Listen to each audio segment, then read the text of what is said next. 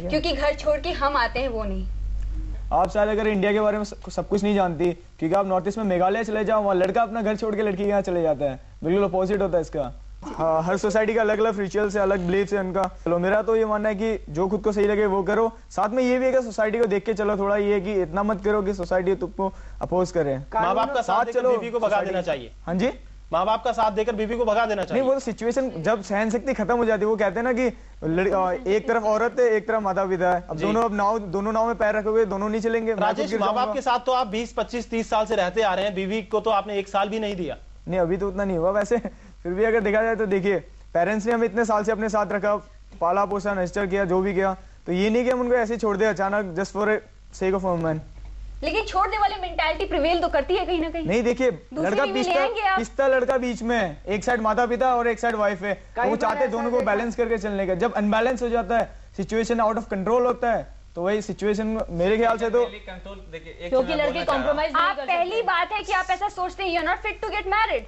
जी, अगर ऐसे इंसान हमारे पति होंगे जो हमें छोड़ने के लिए तैयार है, तो मैं सबसे पहले कानून में चली जाऊंगी, कानून में केस दायर कर दूंगी। लेकिन जो बेगुनाह, देखिए, कोर्ट कानून हमारा ये कहता है, हमारा संविधान ये कहता है कि चाहे 10 गुनाहगार छूट जाएं, लेकिन एक बेगुनाह को सजा नहीं होनी चाहिए। ऐसे में क्या आप मानती हैं कि जो बेगुनाह महिलाएं हैं, क्योंकि एक लड़की जब केस डालेगी तो उसकी ननद, उसकी माँ, उसकी सासू माँ और उसके आगे रिश्तेदार, मैंने अभी कहा था कि लड़कियां भी सोच के केस डालती हैं, लड़कियां पागल नहीं होती। होता है कि जो लड़कियां होती है वो केस नहीं करना चाहती, पर उनके जो पेरेंट्स होते हैं या जो उनके रिश्तेदार होते हैं, वो ये चाहते हैं कि लड़की पे केस, लड़के वालों के ऊपर केस हो। और कई बार पढ़ी लिखी लड़कियां धरी की धरी रह जाती है और वो अपने पेरेंट्स की बात सुनती है, ना कि अपने हस्बैंड या अपने हिमानी, आप क्या मानती हैं, इस तरह के केस होने चाहिए या इनका दुरुपयोग हो रहा है, और आप मानती हैं कि इसमें बदलाव होना चाहिए? जैसे आपने बताया 90% आप फेक राइट्स मिली है, आपको एक कानून बना दिया गया है, मगर उस राइट के साथ आपकी ड्यूटी भी है। ठीक है, मेरे ख्याल से सोच समझ के जाइए, किसी भी केस के सारे वो पढ़िए आप। ये केस में मेरे ख्याल से अमेंडमेंट्स की बहुत जरूरत है। Totally agree with what she has told. उन्होंने जो कहा वो बिल्कुल ही जायज है, इस केस में अमेंडमेंट की बहुत ज्यादा जरूरत है। लड़का दिल्ली में रह रहा है और लड़की मुंबई में रह रही है, और अगर वो हैदराबाद जाके उतर जाए और वहां पे केस डायल कर दे, तो जाके केस लड़के को हर बार हैदराबाद जाना पड़ेगा, ना कि लड़की को। इसके अंदर लड़की को जो वो पति पत्नी है, वो पति पत्नी है, वो ऐसे ही है, यही कर रहे हैं कि जो लड़की अपने घर जा रही है। स्नेहल कह रही है कि और कीजिए परेशान, तो ऐसा नतीजा भी भुगतना पड़ सकता है। लेकिन इसीलिए तो मैं कह रहा हूँ कि लड़कियों को 100% दे दिया जाना चाहिए, लड़कियां डोमिनेट करें और फिर पता चलता है कि वो कैसे चला सकती हैं। आप करने देते हो डोमिनेट? आपके जैसे 2-3 और पैदा हो जाते हैं तभी तो। मैं एक बात कहूं, आप ये कानून अमेंड करने की बात कर रहे हैं, आप अपनी सोच क्यों नहीं अमेंड करते? वो तो सही है, कानून अमेंड करना चाहिए। आप कानून अमेंड करना चाहते हैं, अपनी सोच को अमेंड कीजिए। तो उसमें अमेंडमेंट की जरूरत है। जब 90% केसेस फॉल आ रहे हैं तो अमेंडमेंट की जरूरत ही नहीं पड़ेगी अगर आप अपनी पत्नी का साथ देंगे। ये तो बात रही, ये देखिए, ये जो मुद्दा है, ये बहस है, यूं ही चलती रहेगी, लेकिन बात इतनी साफ है कि कहीं ना कहीं इस तरह के जो केस हैं वो गलत हैं। जो कानून है उसमें कुछ सुधार की आवश्यकता है। चलिए अब राय जान लेते हैं। मैत्री पुष्पा जी, लेखिका और कथाकार हमारे साथ हैं, वो क्या कहती हैं इस सब चर्चा के बारे में और साथ ही कानूनों के बारे में। कायदा और कानून के पहले जो इन लड़के और लड़कियों की बातें सुनी, बच्चे तो मैं नहीं कहूँगी क्योंकि शादी के बारे में बात कर रहे हैं, तो जो बातें सुनी लड़कों की तरफ से यही आया, एक सामूहिक रूप से ये बात आई है कि माता पिता को हमें तरजीह देनी ही देनी है हर हालत में, किसी भी कीमत पर। राजेश जी ने तो ये कहा कि पत्नी तो मैं दूसरी ला सकता हूँ, माँ बाप मेरे पास दूसरे नहीं आएंगे, सही बात है।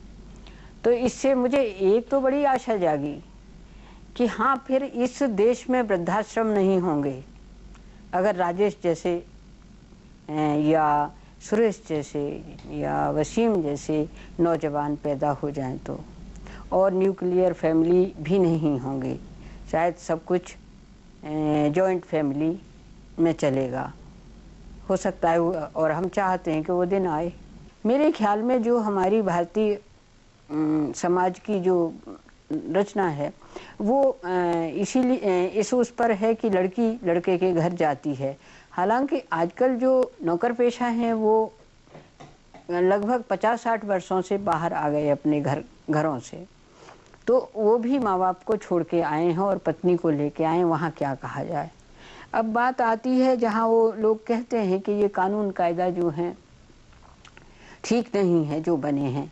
हाँ, हो सकता है, उनका मत भी ठीक है कि हो सकता है, लेकिन लड़कियों की तरफ से जो बातें आई हैं वो ये जो कायदा कानून बने हैं वो इसलिए बने हैं कि अत्याचारों की सीमा जो है पार हो गई थी। एक और बात है कि हम सोचते हैं, और आई भी दोनों तरफ से बात के सबूत होने चाहिए, लड़कों की तरफ से ज़्यादा आई, लेकिन पति पत्नी के बीच में सबूत लाना बहुत मुश्किल होता है। तीसरी बात ये है कि लड़की जो है, पत्नी को शौक नहीं होता कोर्ट तक जाने का। वो औरत, ये सोच लेना चाहिए हमको कि औरत अपना घर बड़ी मुश्किल से छोड़ती है। बात जब आती है लड़की के माँ बाप की, तो माँ बाप तो विदा कर ही चुके हैं, और जब इस पर आ जाती है, मेंटेनेंस पे बात आ जाती है, तो ज़्यादातर लड़कियां जो अपने पैरों खड़ी होती हैं तो शायद इस पे इतना जोर नहीं देती, लेकिन जहाँ जोर देते हैं या दहेज को मांगा जाता है वहाँ इसलिए कि माँ बाप के घर में लड़की का गुजारा बहुत दिन तक नहीं होता। हमारा समाज ही ऐसा बनाया गया है कि लड़की जो है अगर बहुत दिन तक क्या कुछ महीने ही माँ बाप के यहाँ रह गई तो समाज उंगलियां उठाने लगता है। सारी ओर से इशारे स्त्री की ओर आते हैं। तो लड़कों ने कुछ तो समझदारी की बातें की हैं कि हम समझौते करेंगे, हम एडजस्ट करेंगे, हम समझाएंगे। ये तो उनकी बात सही है और मैं चाहती हूँ कि ऐसा हो।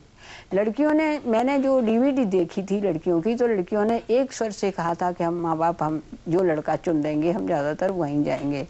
ये भी ज़्यादा सही नहीं है उनकी बात, क्योंकि ऐसा होता तो खाप पंचायतें नहीं होती। तो जो ये जो भावनाएं हैं और ये जो पारिवारिक चीज़ें हैं, ये इतनी आसान नहीं है कि हम 2 और 2 4 करके इनसे निकल जाएं। मेरा कहना यही है, जो मुझे समझ में आया है कि लड़के और लड़कियां दोनों ही अभी विवाहित नहीं हैं। वो विवाहित जीवन का जो संघर्ष है उसे नहीं समझते हैं। वो सिर्फ आंकड़े देख के आए हैं और ये समझ रहे हैं कि ये कानून ऐसा है। कानून के अंदर भी कई कानून हैं। लड़की अपना दुख सिर्फ माँ से कह सकती है, किसी से नहीं। लड़का अपने घर में होता है, अपने माँ बाप के साथ होता है। माँ बाप को ज़्यादातर मामलों में लगता है कि हमारा लड़का सही कर रहा है, और वो उतना विरोध नहीं करते जितना होना चाहिए, क्योंकि हमारे यहाँ बेटों को बहुत आँख के तारे की तरह पाला जाता है। तो लड़कों की भी इतनी गलतियाँ नहीं होती, उनका जो परवरिश है वो उस तरह से की गई है। दूसरी बात मैं ये कहूँगी कि लड़का और लड़की दोनों, लड़का अपनी पत्नी की इज्जत बना के अपने यहाँ रख सकता है, क्योंकि ये बिल्कुल ये अनुभव की बात है कि जिसका पति इज्जत नहीं करता उस औरत की इज्जत कोई भी नहीं करता। इसी तरह लड़की भी अपने पति की जो इज्जत है या उसका सम्मान है, आत्मसम्मान है, उसको बरकरार रख सकती है उस वक्त से जब से वो ब्याही जाती है, और अपने परिवार में, मतलब माता पिता के परिवार में उसकी जितनी रिस्पेक्ट करेगी, इज्जत करेगी, जितना उसको प्रेम करेगी, उसी को माँ बाप देखते हैं। बहुत बहुत शुक्रिया मैत्री जी इस तमाम फाइनल वर्डिक्ट के लिए। शिवांगी, हिमानी और स्नेहल, आपका बहुत बहुत शुक्रिया। साथ ही सुरेश, राजेश और वसीम, आपका भी बहुत बहुत शुक्रिया कायदा कानून में आने के लिए।